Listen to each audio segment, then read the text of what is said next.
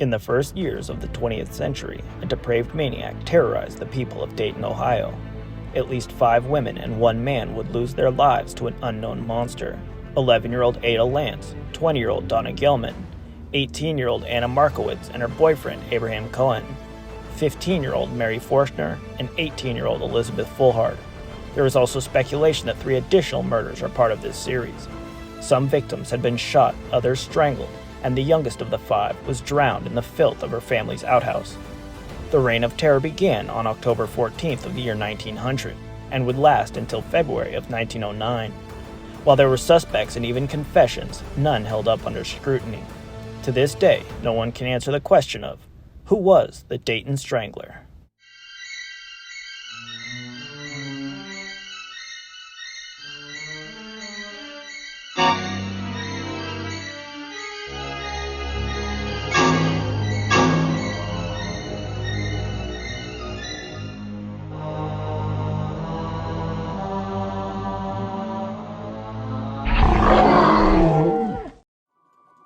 In the early 1900s and before, Dayton, Ohio was a bustling hive of innovation.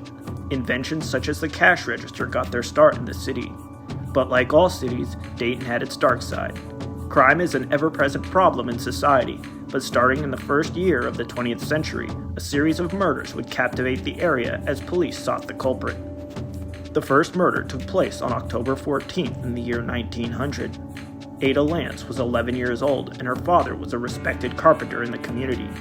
On that night, Ada disappeared during a party in her parents' home. When they realized she was missing, her parents and their friends immediately began searching for the young girl. She was found stuffed down the hole of an outhouse in the backyard. She had been assaulted and beaten severely, with marks from a cane or stick across her forehead. Evidence indicated that she may have been alive but unconscious when she was shoved into the filth, where she drowned. There were several arrests of people who had been seen in the area around the time Ada went missing. One of these suspects even confessed, but the charges against him were eventually dropped due to a lack of evidence. Because of the space between the first murder and the others, some suspect that Ada Lantz was not killed by the Dayton Strangler. The next murder in the series occurred on November 20th, 1906. Dona Gilman was a 20-year-old employee of the National Cash Register Works. She took the train to and from work with friends and often her sister. On that fateful day, Donna said goodbye to her friends as she transferred trains to the one that would take her home. This is where she crossed paths with the killer. She was last seen getting off the bus at the stop in her neighborhood. Her gloves and umbrella were found across the street from her home, while her body was found dumped in some grass nearby. The body was positioned in a way that made it clear that she had not been killed at that location, and it was suspected that the murder had occurred in one of the houses that were within view of the dump site. Gilman had been strangled to death, and newspapers reported that she had been mutilated. Skin from her attacker was found under her fingernails, but this was far before the DNA would do any good for the investigation. Almost a year passed before the killer struck again. Anna Markowitz and her boyfriend, Abe Cohan, were walking on an isolated road with Bertha, Anna's younger sister, on the night of August 4th, 1907. They stopped to talk in McCabe Park when the creature saw them. He approached from behind and hit Abraham in the head with a club, then as soon as he turned, shot him twice in the stomach. Bertha was able to escape to find the sheriff. When she returned with a group of people to find the attacker, they found Abraham barely clinging to life. They were able to follow some tracks to Anna's body.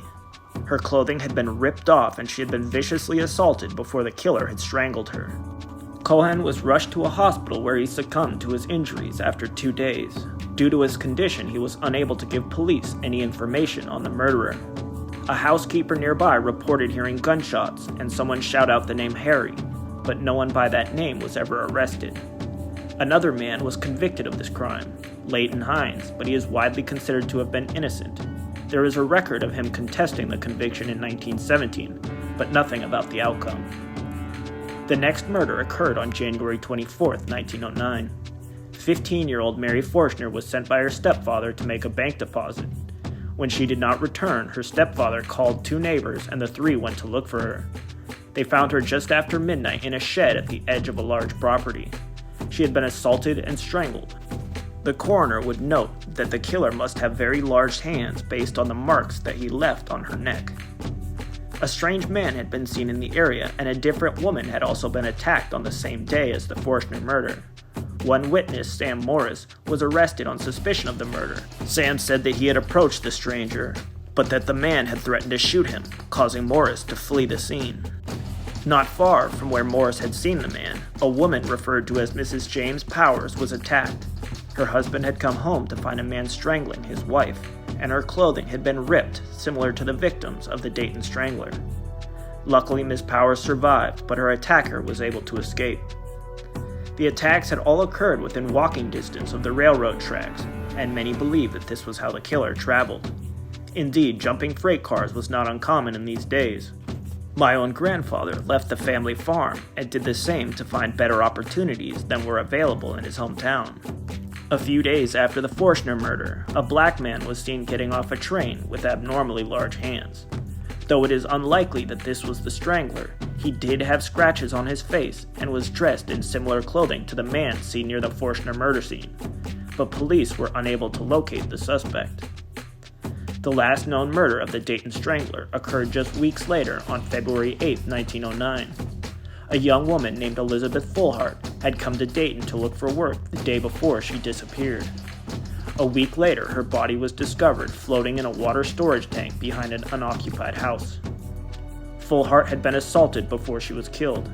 There was a lack of bruising on her neck, leaving authorities unsure as to the exact cause of death. Her clothing was askew, indicating that she had been redressed post-mortem. Before she had been dumped in the cistern, Elizabeth had been stuffed into a sack, which some believe had been used to suffocate her. The Fulhart murder is the last believed to have been committed by the Dayton Strangler. While Leighton Hines had been arrested for the Markowitz attack, even newspapers at the time referred to the killer of Anna and her boyfriend as unknown, and note that the evidence against Hines was purely circumstantial.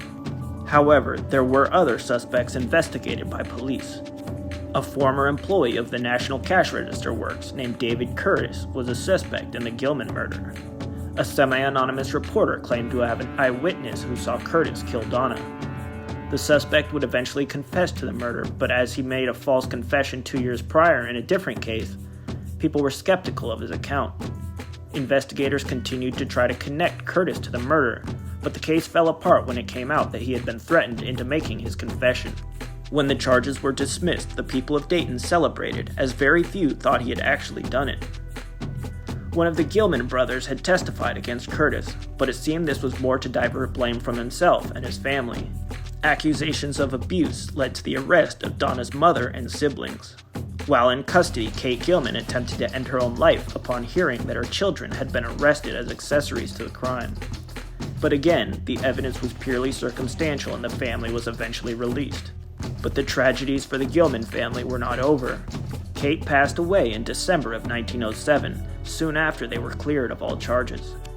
There were several other suspects, however, none were accused of the entire series but were tied through circumstantial evidence to individual murders. These suspects include the brothers of Anna Markowitz, who were said to have disapproved of her being with Abe Cohan. Most of the other suspects were simply seen in the area where the murders occurred, rather than having any actual evidence tying them to the killings. With well over 100 years since the crimes of the Dayton Strangler, it is unlikely that anyone will ever be conclusively named as the killer. This is compounded by the fact that this case does not have the same name recognition or interest that other unsolved cases have, such as Jack the Ripper or the Zodiac. We must still keep hope for a resolution and remember each of the victims who lost their lives to the Dayton Strangler.